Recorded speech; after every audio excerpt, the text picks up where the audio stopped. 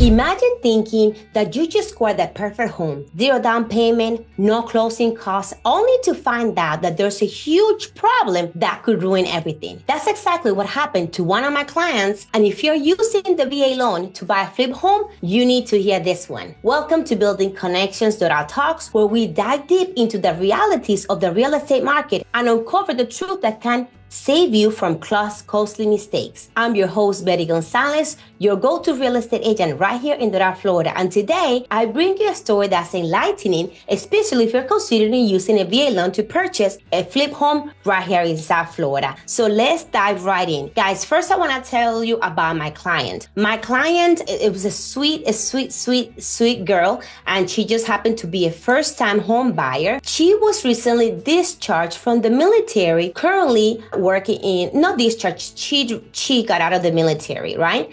And one of the main reasons that she got out is because she was 100% disabled veteran and she couldn't continue with her service. And she does had an income because of that. But most importantly, she also has a job where she works in law enforcement. So she had a great income. Now, the problem with that was that she wanted to buy her house because she wanted to feel independent. She was tired of renting. However, she just did not have the closing costs that it could be anywhere from 2 to 4% of the total purchase price of the property. Now, when she was a referred person to me through one of my lenders, because my lender already knew that I was able to help veterans buy the property, and I was able to help them. Not only they don't have to pay for the down payment, but I also help them to save on the closing costs if they didn't have any closing costs. I was able to negotiate that for my client. For past clients, and because the lender knew that not only I fight for my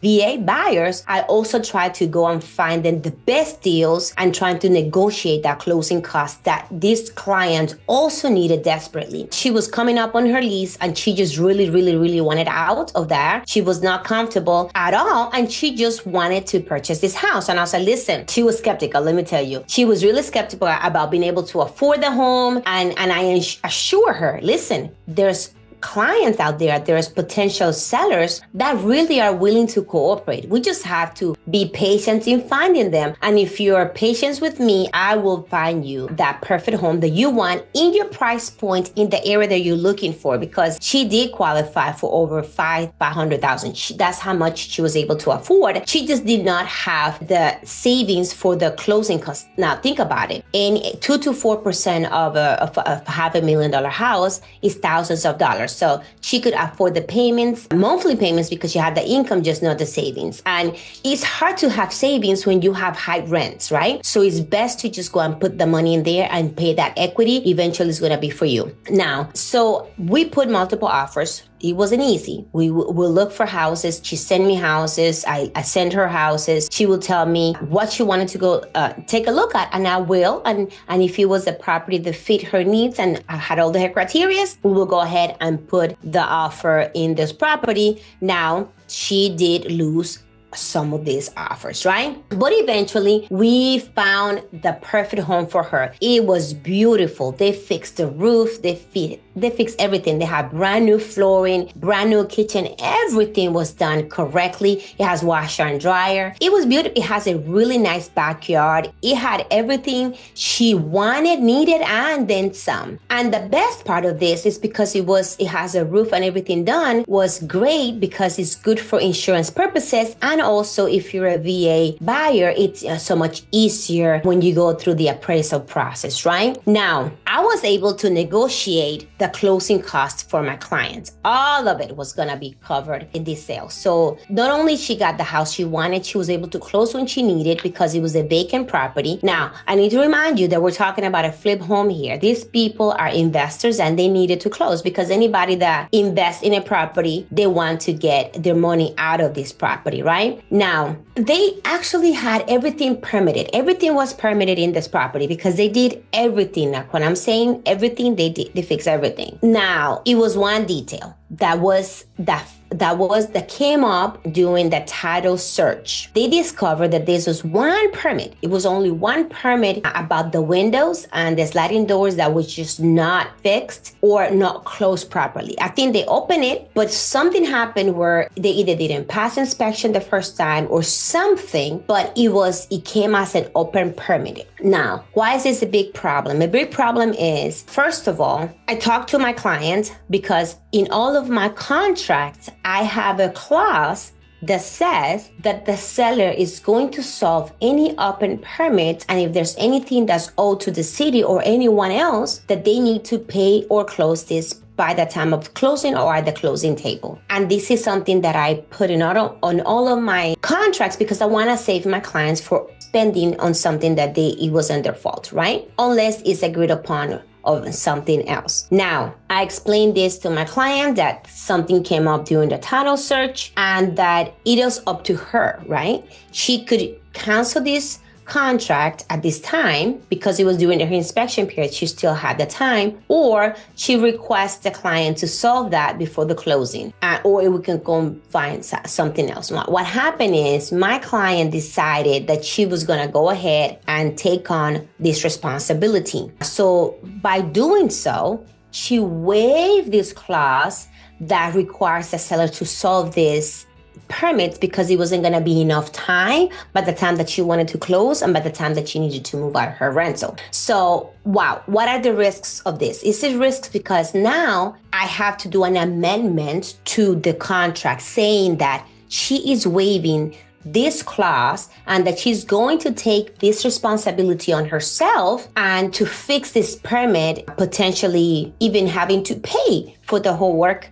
Why? Because let's say that you need to do these windows, right? Now, the person that worked on these windows was not hired by you. They have already done this work for the seller, that's not you, and they closed and they got paid for work that they've already done, right? Now, if you want to go after them, you've already officially, like legally, you've said that you were okay with it, that you were going to take on these responsibilities. So you are telling the seller that they're good to go because you're going to take responsibility and ownership of this open permit. Now, guys, I don't just dump my clients once I do a transactions. We close on this property and my client actually called me and told me that she's trying to fix this problem and she needed help. So I'm doing a few phone calls with her. Now, I want to tell you this because sometimes people get confused, even lenders, even title companies. I don't know what they believe is. We do as agents and as a broker, we do have what is called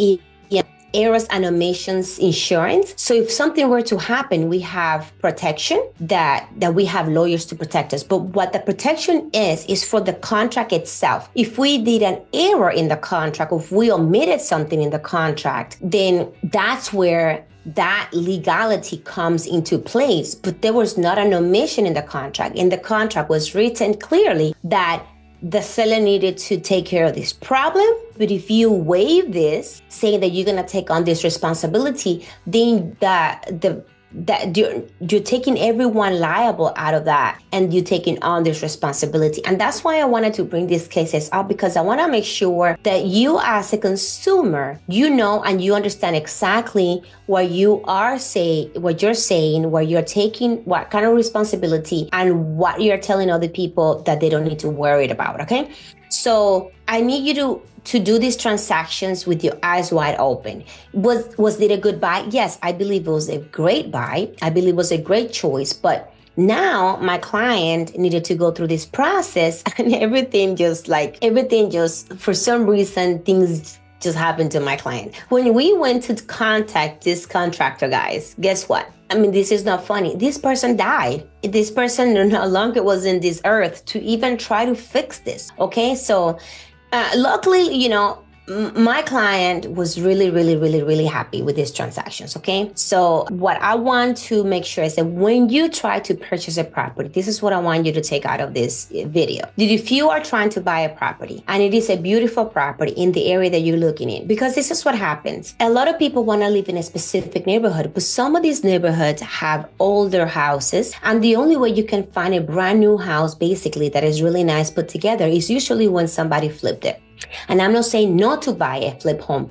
All I'm saying is do your due diligence and make sure, even before you can even do this work on yourself. You can go, these are public records that you can tell if this property has been properly worked on with the permit from the city. Because let me tell you this other story. I have many stories about flip homes right here in Florida and me having to deal with my clients. I had another client that bought a property and it was already flipped very beautiful in the area. Like I said again, it was the central area here in Miami, where it's close to downtown Doral, Brickell, Little Havana.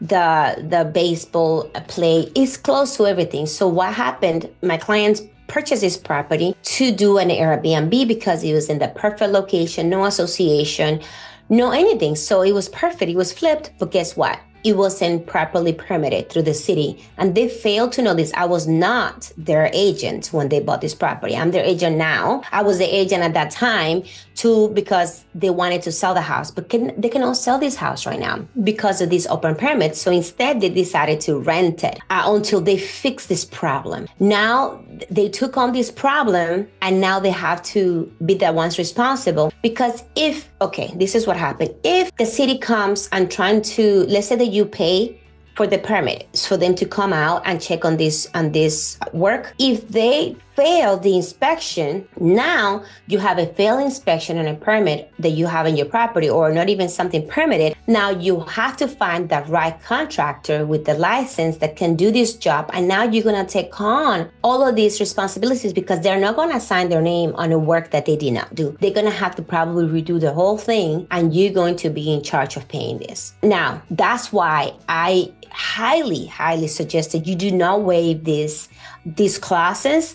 Don't waive taking on this responsibility to avoid headaches and potentially have buyer's remorse. The last thing that I would like my buyers to have is buyer's remorse. I have tried to avoid that at all costs. Now, I do want to say though that my client is a happy homeowner. She was she is still really happy with her home despite this challenge. Partly because she was planning to upgrade and include addressing the permits anyway, because she wanted to change the sliding doors and she wanted to put impact windows. So what I encourage you is to approach this with the full information, be informed, continue to watch videos like this. Especially I like to educate. This is all I do here. And then again, guys, if you're planning to buy a house that is flipped, make sure that is done correctly, especially if you're using the VA loan.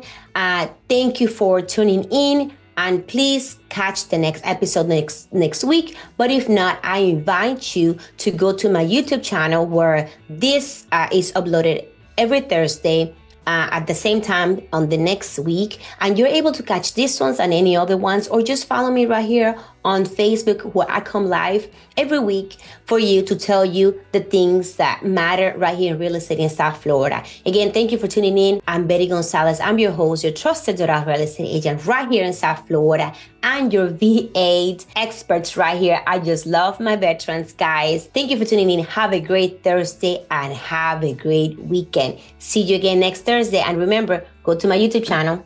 Bye. Real quick, calling all Doral professionals, entrepreneurs, and community influencers. Are you ready to showcase your business, share your knowledge and experience with our engaged audience? Building Connections Doral Talks invites you to become a guest speaker on our podcast. Share your unique perspectives and inspiring stories with our listeners. We believe in the power of your voice in shaping that conversations right here in Doral. Click the link below to submit your information and be part of our next episode. Join us in building connections, sharing knowledge, and growing together. Don't miss this opportunity to be a featured guest on Building Connections Doral Talks. Tune in, connect, share, and grow together with Building Connections Doral Talks, reshaping the way we engage with the diverse voices of Doral, one guest at a time. Doral Talks, your voice, our community. Click the link now on the show notes, the screen, or in the comments below, or just scan the QR code to submit your information as a guest. I hope to see you soon. See you in the next podcast. Bye.